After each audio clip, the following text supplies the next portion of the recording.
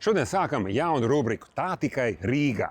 Pavisam mazs ielas gabaliņš, Aleksandra Čaka iela zem Zemitāna tilta. Un te tādos pārsimt metros var iezīmēt apmēram 5 problēmas, ar kurām Rīga šobrīd slimo. Tā tikai Rīgā! Pirmā problēma sākas jau uzreiz šajā ieliņā iegriežoties. Tu brauc ar mašīnu pa labi, turies pa labo malu un opā!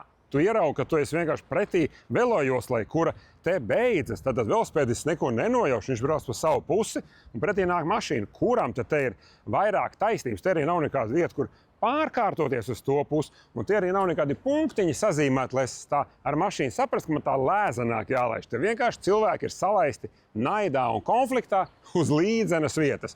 Ja paaugstināto krustējumu var saukt par līdzenu vietu. Un tikko mēs esam noskaidrojuši, ka nav labi ne tiem, kas brauc ar riteni, ne tiem, kas brauc ar mašīnu, nav labi arī gājējiem. Pašā šaurākajā vietā uz tā milzīgi platā trotuāra, kurš no Pērnavas ielas ir, 4-5 metru platumā, te ir tāds noslēpmains akmeņceļš, kur var paklupt, un kurš te ir uzstādīts tā ļoti precīzi, un augstums ir nolīmeņots vienkārši pabāžot pāris šķembas apakšā. Jācer, ka stāvēs, bet tā ir ļoti šaura vieta. Nekāds izdomās braukt ar riteni vai te kā, vienādi sakot, tīzla vieta. Bet ejam tālāk, ir vēl smieklīgāk. Skatāmies, tātad kā notiks braukšana pa jauno ielu. Mēs iegriežamies ielā, nav īsti skaidrs, kur vispār jābrauc, jo tu turies gar labo malu, tagad griezies. Tagad vajadzētu trāpīt iekšā tajā vārtrūmē un pastamies uz pagrieziena rādījusiem. Tas ir normāls tāds, tas nav nekāds kravas automobils, vienkārši paliels buss, ar kādiem ir pilna Rīga. Tu nevari izgriezties gribēdams, lai trāpītu vārtos. Vienkārši nav variantu, tev ir jābrauc gribi, negribi pāri tam melnajam plasmasas gabalam. Un tagad paskatīsimies, kurš gaišā galva ir rasējis arī šo izbraukumu. Tad ir pats minimālais rādījus, kā varētu izgriezties. Skatāmies, tad mums paņemam, cik vien varam, kā saka, pa kreisi, un mēģinam ar vienu reizi, cik vien labi varam, no labākās cirtsvatiņas. Tātad pretējais ritenis praktiski jau tur ir betonā tiltā. Tu viņu saskrāpēsim disku, nāksies padot, ne šur, ne tur. Tā jau bišķi sasmērējām trotuāru, piekabatuņa aizlauzīsies, tikmēr jau cits mašīnas gaida. Nevienam te nav viegla dzīve. Un griežam ārā. Lūk, tāds ir pagrieziena rādījus, ko kāds gaišā galva pa mūsu naudu saņēmis algu ir uzrasējis. Kaut ko tik tīzlu un neiespējami, ka vienkārši nav iespējams izgriezties un iegriezties šādās te vietās uz šīs te jaunās ielas. Tas ir kaut kas jauns. Agrāk taču rasēja tādus ceļus, pa kuriem var mašīna izgriezties. Tagad rasēja tādus ceļus, pa kuriem nevar. Tādi paši Bruņinieku ielā un daudz kur citur Rīgā. Ir kaut kā cilvēks, kuram jārasē ceļi, ir atsitis galvu tieši pagrieziena rādījus jautājumā. Nekur nav normāla rādījus. Kā ir? Forši! Bet nevis piekabe mums ir problēma, mums vienkārši transporta līdzeklis jau ķerās. Šis ir mazais transporta līdzeklis, kā mēs redzam, te ir noliktavs. Jā, un brauc arī preču piegādi. Un tas ir, tad, kad brauc smagais, tad vispār viss sākās dikti jautri. Bet vienkārši tas rādījus vienkārši ir nekam nederīgs. Viņš vienkārši nav domāts nekam. Viņš nav paredzēts, jā. Nav paredzēts tev tikt iekšā savā teritorijā un arī normāli izbraukt ārā no teritorijas. Es tev varu mierināt, ka uz Bruņinieku ielas ir tieši tas pats. Tur Rīgā cilvēks, kurš to rasē, vienkārši nezina vārdu rādījus. Bet mēs jau varam paskatīties pozitīvi. Iedomājies, ja tur būtu salikt stabiņi, cik bieži viņi būtu jāmaina? Mums ir tikai zemās gumijas. Jā, un viena tikai var teikt traucē. Labi, bet tu esi teicis tiem čaļiem, kas skrūvēja klāt kaut ko? Es viņiem teicu, es jau saprotu, viņi ir tikai izpildītāji. Es esmu teicis, lai pablīdina pilsētu, lai palūdz izskatīt to lietu. Kāpēc vajadzīga tāda neiedzība ir, kad mēs netiekam iekšā, netiekam ārā, bortējam riteņus. Gribētos tos, kas zīmē, uzsēdināt uz traktoru un palūgt, lai viņi notīra to ielu ziemas laikā. Jo tad, kad mums ies labajā malā būs metrīga čupa, kur paliek sniegs, tad šķūrim nav vairāk vietas vispār. Viņam aiznāk tikai visas tās gumijas noslauc. Starp citu par sniega tīrīšanu. Sniegs te ziemā būs jātīra. Brauks tas tīrītais vienā virzienā mašīnām. Un viņš tagad stums to sniegu uz sāniem. Tas sniegs ļoti ātri sakrāsies te pie tās betona sienas. Un tas sniega tīrītais ar katru dienu brauks vien tālāk uz to pusi. Un tad es atceros tos dažus kadrus, ko redzēju internetā. Kaut kāds sniega tīrītājs satrakojies, bija Bruņinieku ielas, visas tās plasmasas sastums čupā un aizvedis kaut kur, iemetis kaut kur vai Daugavā vai līdzīgā vietā. Te noteikti būs tas pats. Ja tu te brauc ar tīru sniegu, tev nav kur sprukt, tas tilts tevi atspiedīs uz to pusi un neviens jau neies cackāties ar tiem plasmasas gabaliem, kur te ir pat ja vajag 5 reizes par daudz. Kāpēc tagad, kad te ir šitās izmaiņas, atceros, tu brauc kaut kur iekšā, te bija peļķi? Peļķi ir, ja mēs redzam, ka līdz pagrabam aiziet. Tāpēc, kad ir jauns noteikums pilsētā, kad trotuāriem jābūt augstākiem pa iekšpagalmiem. Un tātad, kas notiek, viss ūdens, kas ir uz ielas, kas kādreiz iztecēja uz ielas un aiztecēja pa notekrenēm, tagad pēc likuma. Viņš tagad plūst uz šito pusi. Un tālāk cīnīties, kā jūs mākat, tad jums tiek pagrabā, plūst pagraba mājas, viss pārējais. Un tātad, ko mēs darīsim tālāk? Taisīsim sacensību. Mēs arī pacelsim asfaltu augstāk, lai tā atkal tek uz šo pusi. Pēc jūsu noteikumiem jābūt pagalmam augstāk. Vai tas ir apmūrēts, tāpēc, lai ūdens netiek iekšā? Jā, tas ir apmūrēts tāpēc, lai netiek ūdens iekšā. Tur ir jauna betona maliņa uztaisīta. Ja pretējā gadījumā mums viss tecēja no pilsētas iekšā. Tad pilsēta ar šādu likumu būtībā vienkārši daļu notekūdens uzliek par privātu īpašnieku atbildību tā vietā, lai aizlietu pilsētas kanalizācijā. Tieši tā. Kaut gan kanalizācija kopēja jau visa mums ir. Ja tikai jautājums ir tagad sākam bīdīt ūdeni uz vienu pusi, uz otru pusi. Diezgan jēdzīgi. Kādu brīdi pavērojot šo te krustojumu, ir skaidrs, ka Rīgā ir kaut kāda, personības dalīšanās, bet kaut kāda apkaimē dalīšanās un nesaprašanās.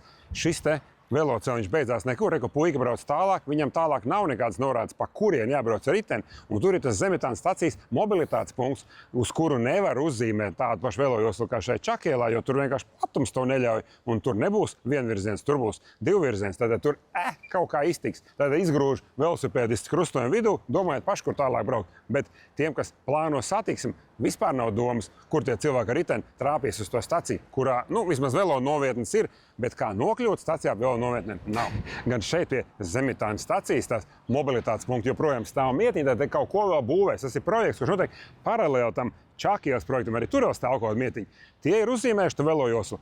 Šeit, redzat, ir divvirziena satiksme. Tad, ja mēs zinām, ka tur tā velojosla katra bija metru, tad viena josla, otra josla, un tad ir 1, 2, 3. 3,5, viena mašīna josla, divas mašīnas, tad viena otrai pretī nevar palaist, ja palaiž velosipēdis.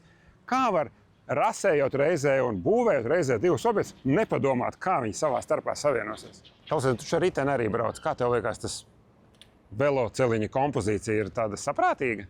Nē, ja ļoti koncentrējās, tad viss būs kārtībā. Bet es nezinu, viens sagrīļojās. Vai tev būs austiņi, vai tu aizskatīsies, vai kaut ko runās. Vai mašīna griezīsies? Tu pagriezīsies uz manu pusi. Es domāju, ka man, lai izvairītos no tevīm, vajadzētu bišķiņ pavilkt pa labi. Un tur ir melns objekts, ko riteņbraucējs nemaz tik labi neredz, jo balto līniju viņš redz daudz labāk.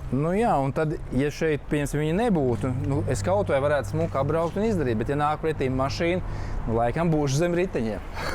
Bet te taču ir tik laika puisītis brauc trotuāru. Visi brauc, vienmēr ir braukuši pa trotuāru. Trotuārs ir 4 metri, varēja jau izmantot viņu. Un vēl labāk būs doma, tad, kad piebrauks lielā fūra un gribēs izkraut preci veikalā.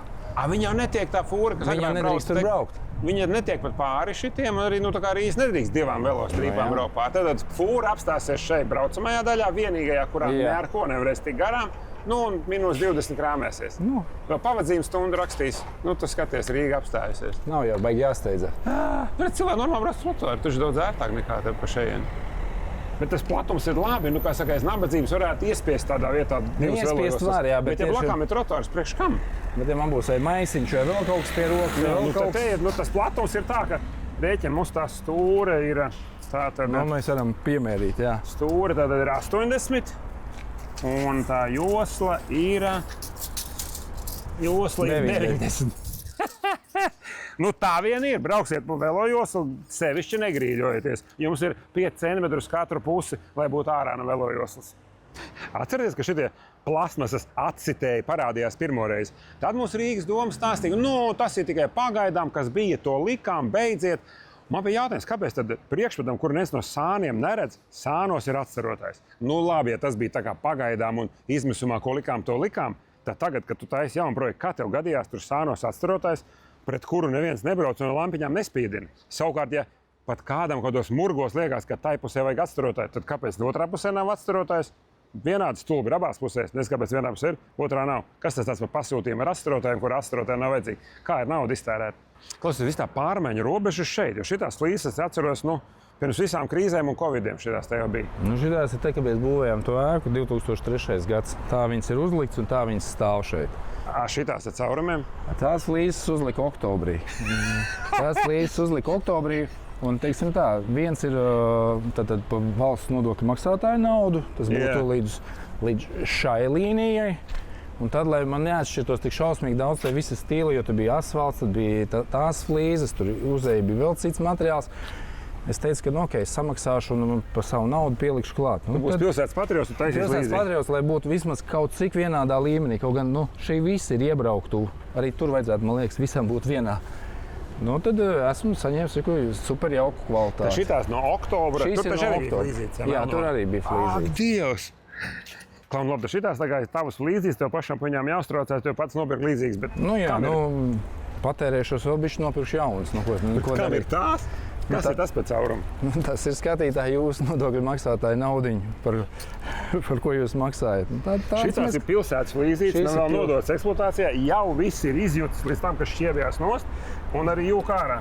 Jā. Te arī bija flīzītes. Bet jukšana ārā sākās novembrī. Lai tu saprastu, oktobrī viņas ieklāja un novembrī, kad parādījās bišķiņas sals un mitrums, tad jau viņas sāka jukt ārā.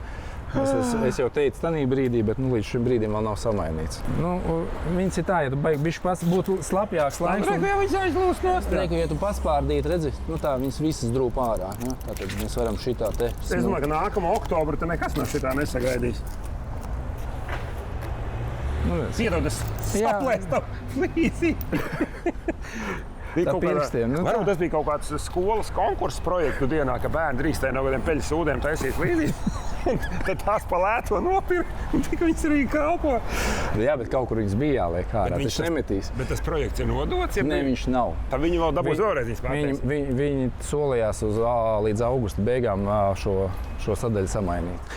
Šajos laikos ir populāri influenceri, kuriem stāsta, kādu krāsu izvēlēties būvmateriālu veikalā, vai kādu beņķīti dārzam, vai kādas flīzītes. Es būšu influenceris, kurš pastāsta, kādas flīzītes nevajag pirkt. Un šitās, ja redzat kaut kur bodē, nepērciet, tās neiztur pat pirmo rudeni.